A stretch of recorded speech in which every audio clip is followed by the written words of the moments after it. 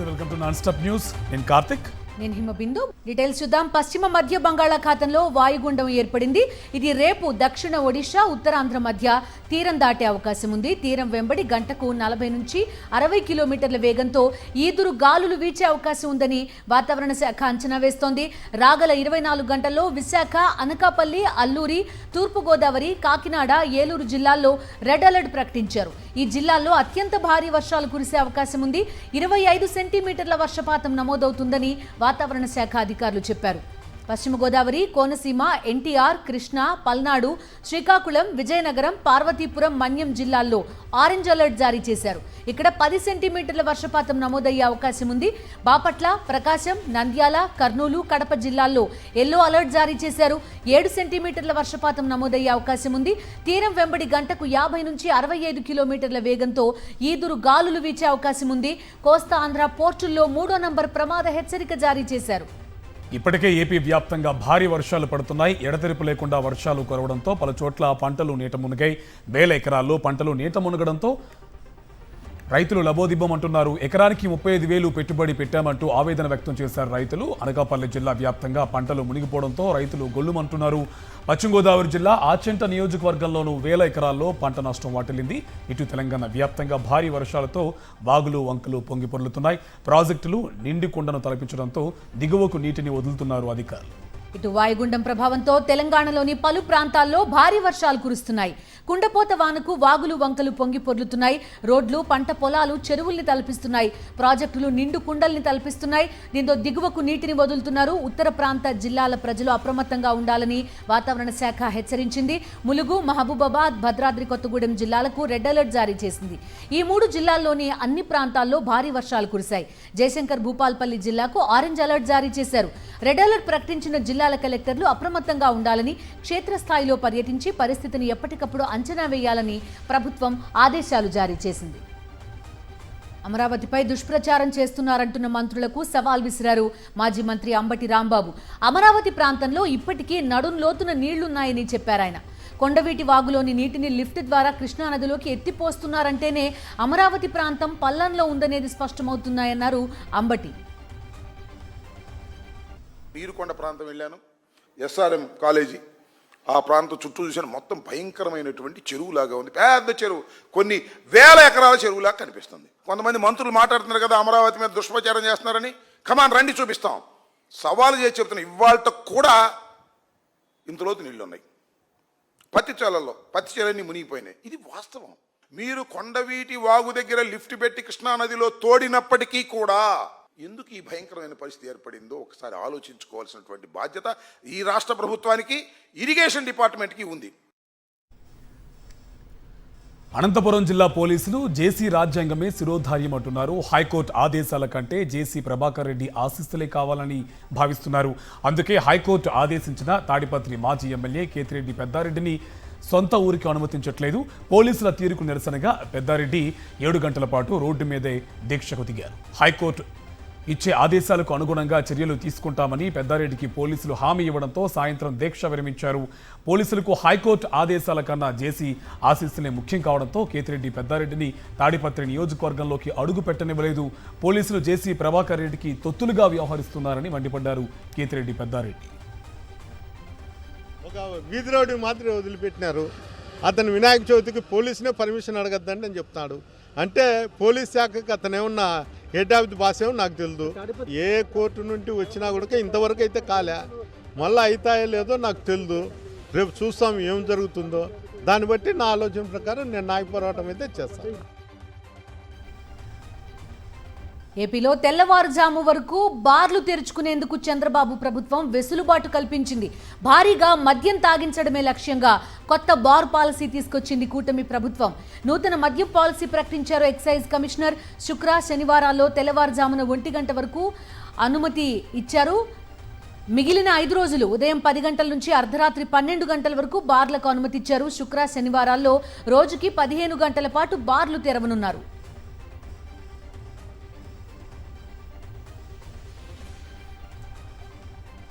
మాజీ మంత్రి కాకాని గోవర్ధన్ రెడ్డికి ఏపీ హైకోర్టు బెయిల్ మంజూరు చేసింది. మైనింగ్ అక్రమ కేసులో న్యాయ పోరాటం చేసిన కాకానికి బెయిల్ ఇచ్చింది.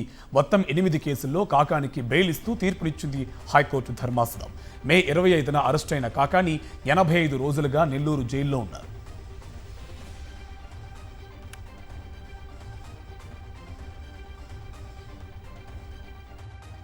మాజీ మంత్రి కాకాని గోవర్ధన్ రెడ్డి రేపు జైలు నుంచి విడుదలవుతారని తెలిపారు. ఆయన తరపు లాయర్ రోజారెడ్డి కక్ష సాధింపులో భాగంగానే కాకానిపై అక్రమ కేసు బనాయించారని తెలిపారు. ఆయన దగ్గర సుమారు 8 కేసుల్లో అంటే ఆల్రెడీ కేసు కోర్టులో పెండింగ్ విచారణలో ఉన్న కేసుల్లో కూడా వాటిలో యాడ్ చేయడం, పీటీ బారెడ్ తీసుకోవడం, అరెస్ట్ చూపించడం. కారణం ఏంటంటే వాళ్ళ టార్గెట్ ఎవరైతే గవర్నమెంట్కి వ్యతిరేకంగా గలమెత్తి మాట్లాడుతున్నారో, ఎవరైతే గవర్నమెంట్కి వ్యతిరేకంగా వాళ్ళ పాలసీకి వ్యతిరేకంగా గట్టిగా మాట్లాడుతున్నారో వాళ్ళ యొక్క గొంతు నొక్కేయాలి. రేపు సాయంత్రం 7 గంటలకల్లా గోవర్ధన్ రెడ్డి గారు విడుదలయ్యేటటువంటి అవకాశాలు 100% ఉన్నాయి. జనసేన ఎమ్మెల్యే బొలిశెట్టి శ్రీనివాస్ సంచలన వ్యాఖ్యలు చేశారు. వంగవీటి రంగాను ప్రభుత్వంతోనే చంపించారన్నారు బొలిశెట్టి. ప్రాణరక్షణ కల్పించాలని రంగా నిరాహార దీక్ష చేశారని, అప్పుడే కొంతమంది నాయకులు ప్రభుత్వంతో చంపించారని చెప్పారు. రంగా హత్య సమయంలో టీడీపీ ప్రభుత్వం అధికారంలో ఉన్న సంగతి తెలిసిందే. ఆ రోజు ఆయన బలుగు బలహీన వర్గాల కోసం ఎన్నో పోరాటాలు చేసి సెంటర్ స్థాయి నుంచి ఎదిగి భారతదేశంలోనే ఆయన మరణాన్ని ఎవరో మర్చిపోని విధంగా మరి ఈ ప్రజలు గుర్తించిన విషయం మీకు తెలుసు. ఆయన నాకు ప్రాణ రక్షణ కల్పించండి అని నిరాహార దీక్ష చేసిన సమయంలో కొంతమంది నాయకులు మరి అతన్ని ప్రభుత్వంతోనే చంపించిన సందర్భం మీ అందరికీ తెలుసు. అలాంటి నాయకుడు మనకు లేకపోవడం చాలామంది బడుగు బలహీన వర్గాలకి ఆశాజనకంగా లేకుండా చాలా ఇబ్బందులు పడుతున్న పరిస్థితి. Srikakulam KGBV principal Soumya TDP MLA Kona Ravikumar వేధింపులు తాళలేక నిద్రమాత్రలు మింగి ఆత్మహత్యయత్నం చేశారు. 2 రోజులుగా సౌమ్యపై టీడీపీ నేతలు దుష్ప్రచారం చేస్తున్నారు. టీడీపీ నేతల వేధింపులు భరించలేకపోతున్నానని సౌమ్య ఆవేదన వ్యక్తం చేశారు. తన కుటుంబాన్ని బెదిరింపులకు గురిచేస్తూ తనపై తప్పుడు ప్రచారం చేస్తున్నారంటూ కన్నీటి పర్యంతమయ్యారు ప్రిన్సిపల్ సౌమ్య. నేను నా మీద వస్తున్న నెగిటివ్ ట్రోల్స్ని తట్టుకోలేక ఆత్మహత్య ప్రయత్నం చేశాను. పోతున్నా నేనేం తప్పు చేశాను, ఎందుకు అతను అంత టార్గెట్ చేశాడు నన్ను అన్ని రకాలుగా శారీరకంగా మానసికంగా నరకయాతన చూపిస్తున్నాడు, వేధిస్తున్నాడు. నెల్లూరు జిల్లా కరేడు రైతులు మళ్లీ కదం తొక్కారు. ఇండోసోల్ ప్రాజెక్టుకు బలవంతపు భూసేకరణకు నిరసనగా ఊరంతా ఒక్కటయ్యారు. గ్రామంలోని శివాలయంలో ప్రదక్షిణలు చేస్తూ శివ మా భూమి కాపాడు అంటూ వేడుకుని గ్రామ దేవతలకు వినతి పత్రం ఇచ్చారు. పోలీస్ యాక్ట్ 30 విధించడంపై గ్రామస్తులు ఆగ్రహం వ్యక్తం చేస్తున్నారు. భార్యాభర్తలు కలిసి గుడికి వెళ్తున్నా పోలీసులు అడ్డుకుంటున్నారని ఆవేదన వ్యక్తం చేశారు. గ్రామస్తులకు అండగా నిలవడానికి వచ్చిన సిపిఎం రాష్ట్ర కార్యదర్శి శ్రీనివాసరావు అరెస్టుపై రైతు సంఘం నాయకులు మండిపడ్డారు. రాజధాని అమరావతి కోసం గత ప్రభుత్వంలో ఉద్యమం చేస్తే తమకు సన్మానం చేసిన చంద్రబాబు ఇప్పుడు కరేడు భూములకు ఉద్యమం చేస్తుంటే దేశ ద్రోహులుగా చిత్రీకరించడం ఎంతవరకు సబబు అని రైతు సంఘ నాయకులు ప్రశ్నిస్తున్నారు.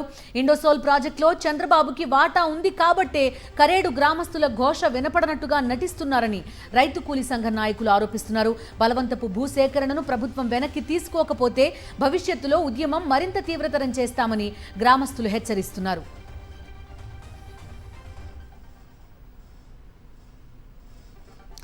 కర్నూలు కలెక్టరేట్ వద్ద జూనియర్ ఎన్టీఆర్ అభిమానులు ఆందోళనకు దిగారు. టీడీపీ ఎమ్మెల్యే దగ్గుపాటి ప్రసాద్ వ్యాఖ్యలపై నిరసన చేపట్టారు.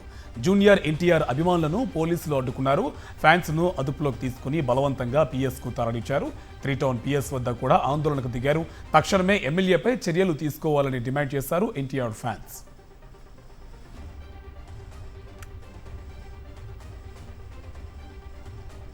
ఓట్ చోరీ అంశంపై జాతీయ స్థాయిలో తీవ్ర దుమారం రేగుతున్న తరుణంలో తెలంగాణ సీఎం రేవంత్ రెడ్డి కీలక వ్యాఖ్యలు చేశారు. మహారాష్ట్ర అసెంబ్లీ ఎన్నికల్లో గోల్మాల్ జరిగిందన్నారు ఆయన.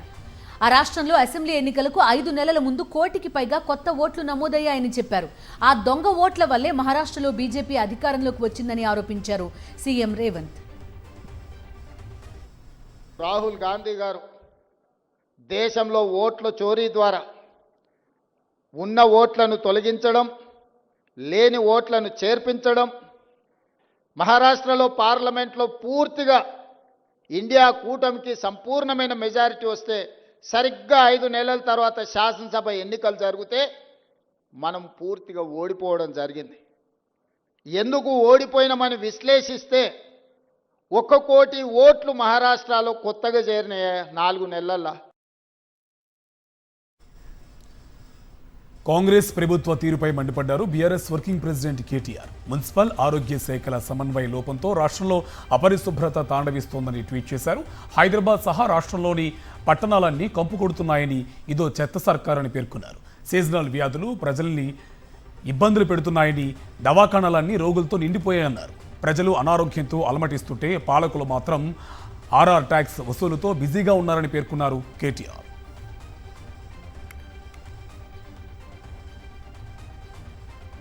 ప్రముఖ సీనియర్ నటుడు చిరంజీవితో ఫిల్మ్ ఫెడరేషన్ సభ్యుల సమావేశం ముగిసింది. భేటీలో చిరంజీవితో మాట్లాడిన విషయాలు, ఆయనకు తెలిపిన వివరాలను మీడియాకు వెల్లడించారు ఫెడరేషన్ అధ్యక్షుడు వల్లభనేని అనిల్.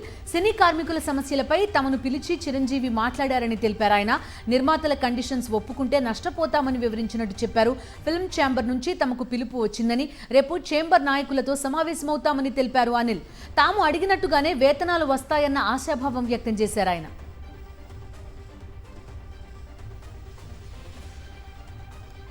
హైదరాబాద్ కూకట్పల్లిలో ఘాతుకం చోటు చేసుకుంది. 10 ఏళ్ల బాలికను గుర్తు తెలియని యువకుడు హత్య చేశాడు. తల్లిదండ్రులు ఇంట్లో లేని సమయం చూసి లోపలికి చొరబడ్డ యువకుడు బాలికను కత్తితో పొడిచి చంపాడు. తల్లిదండ్రులు ఆఫీసు నుంచి ఇంటికి తిరిగి వచ్చేసరికి బాలిక మిగతా జీవిగా పడింది. దీంతో ఆమె కుటుంబ సభ్యులు కన్నీరు మున్నీరుగా వెలిపించారు. కన్న కూతురి మృతదేహాన్ని చూసి ఆ తల్లిదండ్రులు శోక సందర్భంలో మునిగిపోయారు. బాలిక హత్య కేసులో పోలీసులు పురోగతి సాధించారు. బాలికపై లైంగిక వేధింపులతో యువకుడు దాడికి ప్రయత్నించినట్టు గుర్తించారు. బాలిక ఎదురు తిరగడంతో కత్తితో పొడిచి చంపినట్లు భావిస్తున్నారు. యువకుడి దృశ్యాలు సీసీ కెమెరాలో రికార్డ్ అయ్యాయి. నిందితుడిని పట్టుకునేందుకు పోలీసులు గాలిస్తున్నారు. ఘటనా స్థలంలో క్లోజ్ టీమ్, డాగ్ స్క్వాడ్తో పోలీసులు తనిఖీలు చేశారు. 10 ప్రత్యేక బృందాలను ఏర్పాటు చేసి విడివిడిగా గాలిస్తున్నారు.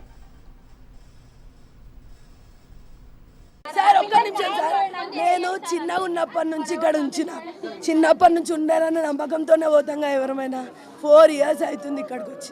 ఎప్పుడు ఉంటారు, ఒక్కరొక్కరు కూడా సింగిల్గా ఉన్న రోజులు కూడా ఉన్నాయి. పిల్లలు ఒకరు లేకపోతే ఒక్కరు కూడా ఉంటారు. కాకపోతే మేము వెళ్ళినాము 9 o'clock వెళ్ళినాము. పోనీ డే అంతా అంటే ఏమో అనుకోవచ్చు. మళ్ళీ మేము ఇంకా నయం ఎప్పుడు నైట్కి వచ్చేవాళ్ళం, కానీ ఈసారి బాక్స్ మర్చిపోయిందని 12:30కి వచ్చింది మా ఆయన. అలా జరిగింది. మార్నింగ్ పుట్టనేగా పొద్దున పాప స్నానం చేసుకొని బాక్స్ ఇచ్చొస్తుంది మమ్మీ అని చెప్పిన ఆమె 12:30కి అలా జరిగిందంటే దేనికోసం జరిగిందని నేను ఎలా చెప్పాలి చెప్పండి. చిన్నారిని చంపడం దుర్మార్గమన్నారు ఎమ్మెల్యే మాధవరం కృష్ణారావు. తల్లి ఆవేదన చూస్తుంటే ప్రాణం కలచివేస్తుందన్నారు. ఎట్టి పరిస్థితుల్లోనూ నిందితుడిని విడిచిపెట్టేది లేదన్నారు. పట్టపగలు దొంగతనాలు, హత్యలు జరుగుతున్నాయని, హైదరాబాద్లో క్రైమ్ రేట్ పెరిగిపోయిందన్నారు. ప్రభుత్వం, పోలీసులు పట్టించుకోకపోవడం వల్ల ఇదంతా జరుగుతుందన్నారు. గంజాయి, డ్రగ్స్ వాడకం పెరిగిపోయిందని, నగరంలో లా అండ్ ఆర్డర్ను కంట్రోల్లో పెట్టాలన్నారు ఎమ్మెల్యే మాధవరం కృష్ణారావు. భారీగా డ్రగ్స్ తయారు చేస్తున్న కేంద్రాన్ని డీఆర్ఐ అధికారులు పట్టుకున్నారు. అనకాపల్లి జిల్లా అచ్యుతాపురం ప్రాంతంలో డీఆర్ఐ ఆపరేషన్ చేపట్టింది. సుమారు 23 కోట్ల విలువైన 119 కిలోల ఆల్ఫ్రజోలంని సీజ్ చేశారు. అదనంగా 87 కిలోల ఇన్ ప్రాసెస్ మెటీరియల్ స్వాధీనం చేసుకున్నారు. 3600 లీటర్ల లిక్విడ్, 311 కిలోల సాలిడ్ రా మెటీరియల్ స్వాధీనం చేసుకున్నారు. తయారీకి ఉపయోగించిన పరికరాలు 2 రియాక్టర్స్, 1 సెంట్రిఫ్యూజ్, 1 డ్రయర్ని సీజ్ చేశారు. మాస్టర్ మైండ్, కెమిస్టులు, ఫైనాన్షియర్స్, కొనుగోలుదారులు సహా మొత్తం 8 మందిని అరెస్ట్ చేశారు. అరెస్ట్ అయిన వారిలో చాలా మందిపై గతంలో క్రిమినల్ కేసులున్నాయి. జైల్లో ఉండగానే వీరంతా నెట్వర్క్ ఏర్పరచుకున్నట్టుగా విచారణలో బయటపడింది. ఈ ఆల్ఫ్రజోలంను తెలంగాణ తరలించి తాటికల్లులో కలపాలని ప్లాన్ చేశారు. కేసు దర్యాప్తు చేపట్టారు డీఆర్ఐ అధికారులు.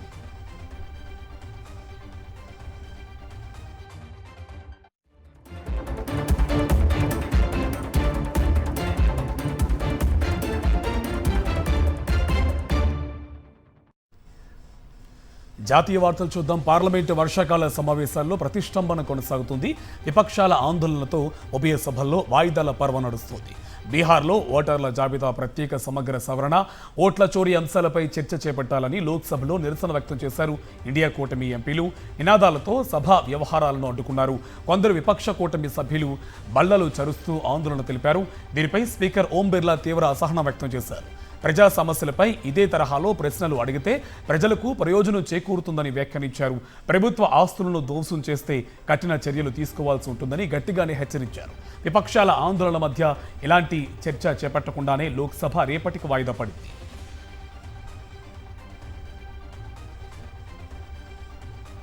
ఓటర్ల జాబితా ప్రత్యేక సమగ్ర సవరణ, ఓట్ల చోరీకి ఎలక్షన్ కమిషన్కు దొరికిన కొత్త ఆయుధం అని ఆరోపించారు కాంగ్రెస్ నేత రాహుల్ గాంధీ. గత లోక్సభ ఎన్నికల్లో ఓటేసిన వారి ఓట్లను ఎస్ఐఆర్లో తొలగించారని ఆక్షేపించారు. బీహార్లో ఓటర్ అధికార్ యాత్ర చేపడుతున్నారు రాహుల్ గాంధీ.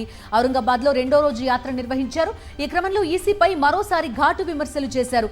16 రోజుల పాటు రాహుల్ గాంధీ ఓటర్ అధికార్ యాత్ర జరగనుంది.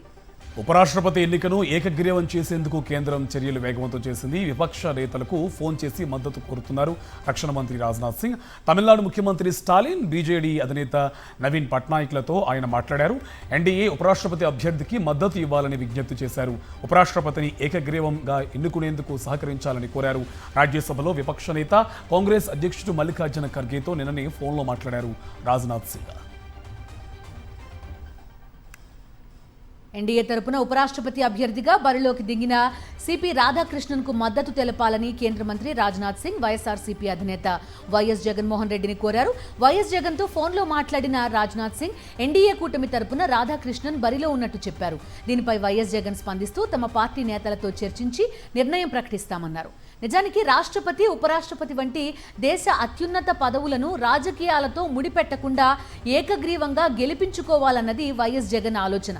ఆయన మొదటి నుంచి అదే నిర్ణయంతో ఉన్నారు. గతంలో ప్రణబ్ ముఖర్జీ, రామ్నాథ్ కోవింద్, ద్రౌపది ముర్ము రాష్ట్రపతి అభ్యర్థులుగా బరిలో ఉన్నప్పుడు కూడా వైఎస్ జగన్ వారికి మద్దతు తెలిపారు. ఉపరాష్ట్రపతులుగా వెంకయ్యనాయుడు, జగదీప్ ధన్ఖడ్కు కూడా వైఎస్ జగన్ తన మద్దతు తెలిపారు. అత్యున్నత పదవులకు అందరి అంగీకారంతో ఏకగ్రీవంగా గెలిపించాలని, అప్పుడే దేశ ప్రతిష్ఠ పెరుగుతుందన్నది జగన్ ఆలోచనగా పార్టీ నేతలు చెప్తుంటారు. ఎన్డీఏ ఉపరాష్ట్రపతి అభ్యర్థి మహారాష్ట్ర గవర్నర్ సిపి రాధాకృష్ణన్ ప్రధాని మోదీతో మర్యాదపూర్వకంగా భేటీ అయ్యారు. అంతకుముందు ముంబై నుంచి ఢిల్లీ చేరుకున్న సిపి రాధాకృష్ణన్కు ఎయిర్పోర్ట్లో ఘన స్వాగతం లభించింది. కేంద్ర మంత్రులు కిరణ్ రిజిజు, ప్రహ్లాద్ జోషి తదితరులు ఆయనకు సాదర స్వాగతం పలికారు. నిన్న భేటీ అయిన బీజేపీ పార్లమెంటరీ పార్టీ సిపి రాధాకృష్ణన్ను ఎన్డీఏ ఉపరాష్ట్రపతి అభ్యర్థిగా ఎంపిక చేసింది. తమిళనాడులోని తిరుపూర్కు చెందిన రాధాకృష్ణన్ ప్రస్తుతం మహారాష్ట్ర గవర్నర్గా ఉన్నారు. అంతకుముందు జార్ఖండ్ గవర్నర్గా, తెలంగాణకు ఇన్ఛార్జ్ గవర్నర్గా సేవలు అందించారు.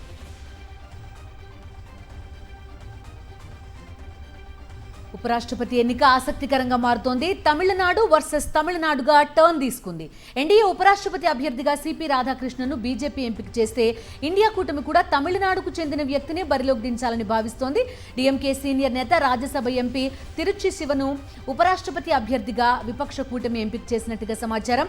సాయంత్రం 5:30కు ఖర్గే నివాసంలో మరోసారి ఇండియా ఎంపీలు భేటీ అయినట్టుగా తెలుస్తోంది. ఈ సందర్భంగా తిరుచి శివ అభ్యర్థిత్వాన్ని ఖరారు చేస్తున్నట్టుగా తెలుస్తోంది.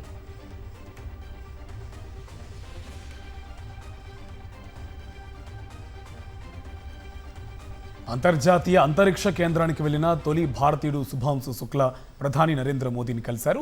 న్యూఢిల్లీలోని ప్రధానమంత్రి అధికారిక నివాసంలో మోదీని మర్యాదపూర్వకంగా కలిశారు. ఆయన అంతర్జాతీయ అంతరిక్ష కేంద్రంలో అనుభవాలను ప్రధానితో పంచుకున్నారు. శుక్లా ఐఎస్ఎస్లో పరిశోధనల వివరాలను మోదీకి తెలిపారు. ఈ సందర్భంగా శుభాంశుని అభినందించారు ప్రధాని.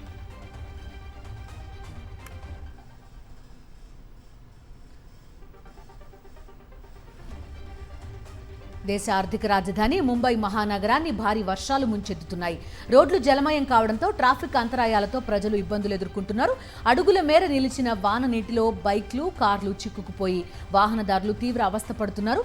ఆగస్టు 21 వరకు ముంబైలోని పలు ప్రాంతాల్లో భారీ నుంచి అతి భారీ వర్షాలు కురిసే అవకాశం ఉందని భారత వాతావరణ శాఖ రెడ్ అలర్ట్ జారీ చేసింది. దీంతో బీఎంసీ అధికారులు అప్రమత్తమయ్యారు. స్కూల్స్కి సెలవులు ప్రకటించడంతో పాటు అత్యవసరమైతే తప్ప ఇళ్ల నుంచి బయటకు రావద్దని ప్రజలకు విజ్ఞప్తి చేశారు.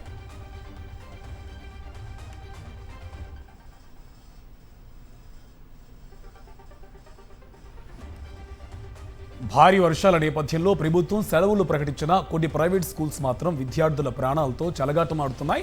ముంబై సియాన్ ప్రాంతంలో వాననీటిలో నిలిచిపోయింది స్కూల్ బస్సు. చిన్నారులు వరదలో చిక్కుకుపోయారు. వెంటనే రంగంలోకి దిగిన ముంబై పోలీసులు చిన్నారులను రక్షించి సురక్షిత ప్రాంతానికి తరలించారు. ఆ తర్వాత తల్లిదండ్రులకు అప్పగించారు. మాతుంగలోని డాన్ బాస్కో స్కూల్కు వెళ్తుండగా సియాన్లోని కింగ్ సర్కిల్ వద్ద వరద నీటిలో చిక్కుకుంది పాఠశాల బస్సు.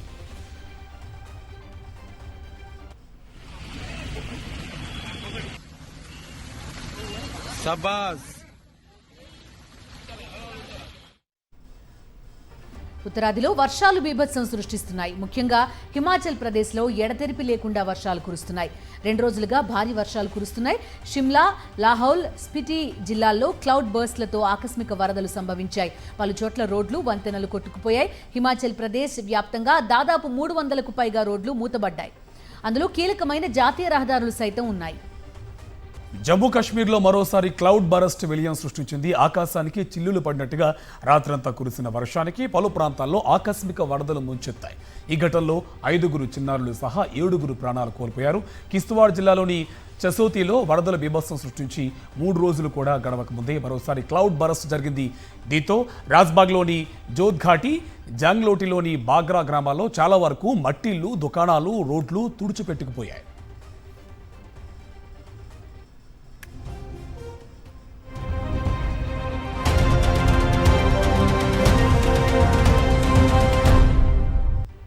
భారత ప్రధాని మోదీకి ఫోన్ చేశారు రష్యా అధ్యక్షుడు పుతిన్. ఇటీవల అలస్కాలో ట్రంప్తో జరిగిన సమావేశం గురించి ఫోన్లో మోదీతో మాట్లాడడంతో పాటు తన అభిప్రాయాలను పంచుకున్నారు పుతిన్. ఈ విషయాన్ని ఎక్స్ వేదికగా వెల్లడించారు ప్రధాని మోదీ. తన స్నేహితుడు పుతిన్కు ధన్యవాదాలని, యుక్రెయిన్తో రష్యా వివాదాన్ని శాంతియుతంగా పరిష్కరించుకోవాలని భారత్ నిరంతరం కోరుకుంటుందని ట్వీట్లో పేర్కొన్నారు మోదీ. యుద్ధానికి ముగింపు పలికేందుకు జరుగుతున్న అన్ని ప్రయత్నాలకు భారత్ మద్దతు పలుకుతుందని కూడా స్పష్టం చేశారు ప్రధాని.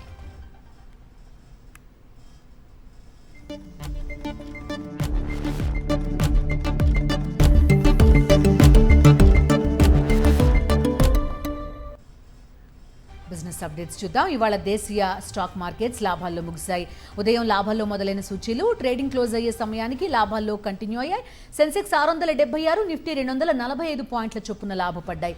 ఈ వారం లాభాల్లో ప్రారంభం కావడంతో మార్కెట్ వర్గాల్లో జోష్ నెలకొంది. డాలర్తో పోలిస్తే రూపాయి మారకం విలువ 87.47గా ఉంది. బంగారం ధరల్లో ఇవాళ ఎలాంటి మార్పు లేదు. 24 క్యారెట్ల 10 గ్రాముల బంగారం ధర 1,1180 రూపాయలుగా ఉంది. 22 క్యారెట్ల 10 గ్రాముల బంగారం ధర 92,750 రూపాయలు పలుకుతుంది. ఇక కేజీ వెండి ధర 800 పెరిగి 1,27,000కు చేరుకుంది.